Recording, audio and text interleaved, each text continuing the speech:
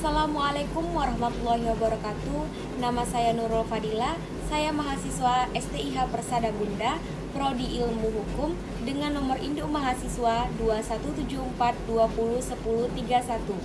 Kelas reguler B Malang. Baiklah, dalam video ini saya akan membahas apa itu ilmu hukum. Dalam ilmu hukum, subjek hukum dibagi menjadi dua jenis. Yang pertama yaitu orang pribadi, di mana orang pribadi itu adalah diri saya sendiri, Anda, orang lain, ataupun orang yang memiliki nyawa. Subjek hukum yang kedua yaitu adalah badan hukum. Kenapa badan hukum disebut dengan subjek hukum? Karena layaknya seperti orang pribadi, badan hukum juga memiliki hak dan kewajiban sesuai dengan perannya. Dalam materi badan hukum ini terdapat perseroan terbatas, yayasan, koperasi, BUMN, organ PT, dan lain sebagainya. Nah, kali ini aku sedikit menjelaskan tentang badan hukum tadi. Jadi salah satunya yaitu ada perseroan terbatas. Apakah kalian sudah tahu apa itu perseroan terbatas? Nah, kali ini aku sedikit menjelaskan tentang perseroan terbatas secara singkat saja. Nah, perseroan terbatas itu memiliki dua arti, yakni perseroan dan terbatas. Di mana perseroan merupakan modal PT yang terdiri dari sero-sero dan saham-saham. Nah, selanjutnya ada terbatas. Terbatas adalah pemegang yang luasnya hanya sebatas pada nilai nominal. Adapun unsur-unsur dari perseroan terbatas yaitu ada badan hukum, ada persekutuan modal, didirikan berdasarkan perjanjian, modal seluruhnya terbagi dalam saham dan memenuhi syarat undang-undang dan peraturan pelaksanaannya. Nextnya, syarat material untuk mendirikan perseroan terbatas yaitu perjanjian antara dua orang atau lebih dibuat dengan akta autentik, modal dasar perseroan, pengambilan saham saat perseroan didirikan. Nah, selanjutnya ada yayasan. Yayasan adalah badan hukum yang terdiri atas kekayaan yang dipisahkan dan diperuntukkan dalam pencapaian tujuan tertentu di bidang sosial, keagamaan, dan kemanusiaan yang tidak mempunyai anggota. Dan yayasan ini juga mendirikan badan usaha yang berkegiatannya sesuai dengan maksud dan tujuan yayasan. Dalam pendirian yayasan ini harus terdapat akta pendirian dengan akta notaris dan dibuat dalam bahasa Indonesia. Yang kedua, akta pendirian harus mendapat pengesahan dari Menteri Hukum dan Hak Asasi Manusia. Yang ketiga, suatu badan hukum semata-mata dan terbatas pada harta kekayaan yang dimiliki oleh badan hukum itu sendiri. Yang keempat yaitu adalah permohonan selambat-lambatnya 10 hari diajukan oleh notaris. Ada beberapa kegiatan dari yayasan. Yang pertama yaitu kegiatan sosial. Apa saja sih kegiatan sosial dari kegiatan yayasan?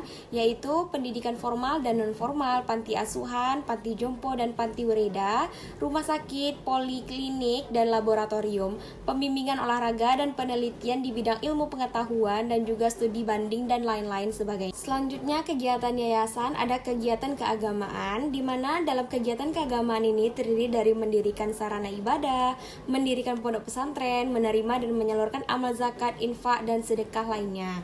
Nah, meningkatkan pemahaman tentang keagamaan, melaksanakan syiar Islam dan juga agama lainnya. Nah, studi banding dalam bidang keagamaan dan lain-lain sebagainya. Nah, yang terakhir ada kegiatan dari yayasan yaitu kegiatan kemanusiaan. Apa saja sih kegiatan kemanusiaan dari kegiatan yayasan ini? Nah, yang pertama ada memberi bantuan kepada korban bencana alam, memberi bantuan kepada tunawisma, fakir miskin, dan gelandangan lainnya. Nah, memberikan perlindungan kepada konsumen dan melestarikan lingkungan hidup dan lain-lain sebagainya. Nah, selanjutnya dari beberapa kegiatan yayasan tadi ada terdapat larangan terhadap yayasan.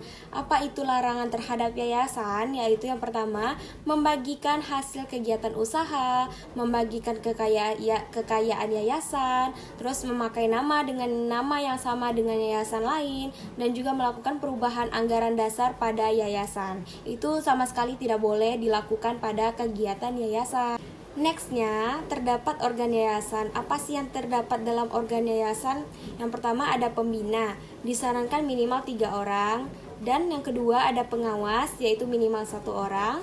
Yang ketiga yaitu ada pengurus yang terdiri dari ketua, sekretaris, bendahara. Nah, pengurus bertindak untuk dan atas nama yayasan ya.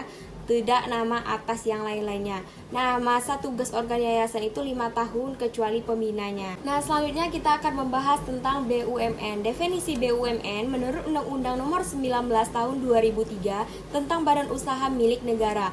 Nah, BUMN sendiri adalah badan usaha yang seluruh atau sebagian besar modalnya dimiliki oleh negara melalui penyertaan secara langsung yang berasal dari kekayaan negara yang dipisahkan. Adapun ciri-ciri dari BUMN yaitu yang pertama, kekuasaan penuh di tangan pemerintah, yang kedua, sumber pemasukan negara, yang ketiga, segala resiko ditanggung pemerintah, yang keempat, produk dinikmati di berbagai kalangan, yang kelima, melayani kepentingan umum dan pelayanan publik, yang keenam, saham bisa dimiliki masyarakat. Selanjutnya yaitu maksud dan tujuan Badan Usaha Umum atau Perum, yaitu menyelenggarakan usaha yang bertujuan untuk kemanfaatan umum berupa penyedia barang dan jasa berkualitas dengan harga yang dapat dijangkau oleh masyarakat. Nah, menurut prinsip pengelolaan badan usaha yang sehat. Next, kita membahas tentang perusahaan. Apa itu perusahaan? Perusahaan adalah suatu bentuk badan usaha pribadi yang memikul resiko secara pribadi pula atau perorangan. Nah, perusahaan perorangan atau perusahaan dagang ini merupakan bentuk peralihan antara bentuk partnership dan dapat pula dimungkinkan sebagai one man corporation atau EN Manzak. Dalam materi perusahaan ini terdapat kelebihan perusahaan perorangan dan perusahaan dagang. Yang pertama yaitu aktivitas relatif sedikit dan sederhana sehingga organisasinya relatif mudah. Yang kedua, biaya organisasinya mudah. Yang ketiga, pendirian dan pembubarannya mudah karena tidak memerlukan formalitas. Yang keempat, seluruh keuntungan yang diperoleh menjadi hak milik. Yang kelima, manajemen relatif fleksibel. Selanjutnya kita ke materi kooperasi. Pengertian kooperasi secara etimologi cooperation yaitu ada CO yang berarti bersama dan operation yang berarti bekerja atau berusaha. Arti luasnya adalah bekerja bersama-sama atau usaha bersama untuk kepentingan bersama. Dan menurut Undang-Undang Nomor 25 Tahun 1992, koperasi adalah badan usaha yang beranggotakan orang seorang atau badan hukum dengan berlandaskan kegiatannya berdasarkan prinsip koperasi sekaligus gerakan ekonomi rakyat yang berdasarkan atas asas kekeluargaan. Selanjutnya yaitu ada tujuan dari koperasi. Apa itu tujuan dari koperasi? Tujuannya yaitu memajukan kesejahteraan anggota, menyejahterakan dan mencapai kemakmuran masyarakat umum, ikut membangun tatanan perekonomian nasional dalam rangka membantu dan mewujudkan masyarakat yang maju, adil dan makmur berdasarkan Pancasila dan Undang-Undang Dasar 1945. Adapun landasan dari koperasi yaitu adalah landasan ideal adalah Pancasila, landasan struktural adalah Undang-Undang 45 Pasal 33 Ayat 1. Yang selanjutnya ada landasan operasional Undang-Undang Nomor 25 Tahun 1992. Next, kita masuk ke organ perseroan terbatas atau organ PT, yaitu ada RUPS atau Rapat Umum Pemegang Saham, ada Direktur, Dewan Komisaris juga. Ada yang tahu RUPS itu apa? Nah, RUPS ini adalah organ PT yang berwenang yang tidak diberikan kepada direksi atau dewan komisaris dalam batas yang ditentukan dalam Undang-Undang Nomor 40 Tahun 2007 tentang perseroan terbatas dan atau anggaran dasarnya. Nah, RUPS ini terdiri atas RUPS tahunan dan RUPS lainnya. Sedangkan RUPS tahunan itu wajib diadakan dalam jangka waktu paling lambat itu 6 bulan setelah tahun buku berakhir. Nah, ada RUPS lainnya yaitu terdapat diadakan setiap waktu berdasarkan kebutuhan untuk kepentingan PT tersebut. Selanjutnya ada direksi. Apa itu direksi? Direksi adalah organ PT yang jelas dan bertanggung jawab atas pengurusan PT tersebut. Nah, untuk kepentingan PT tersebut sesuai dengan maksud dan tujuan PT serta mewakili PT baik di dalam maupun di luar pengadilan sesuai dengan ketentuan anggaran dasarnya.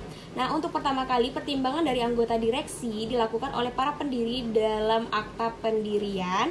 Untuk selanjutnya, anggota direksi diangkat oleh RUPS. Direktur PT terdiri atas 1 orang anggota direksi atau lebih. Baiklah, itulah materi yang dapat saya sampaikan tentang badan hukum. Saya akhiri dengan Assalamualaikum warahmatullahi wabarakatuh. Terima kasih.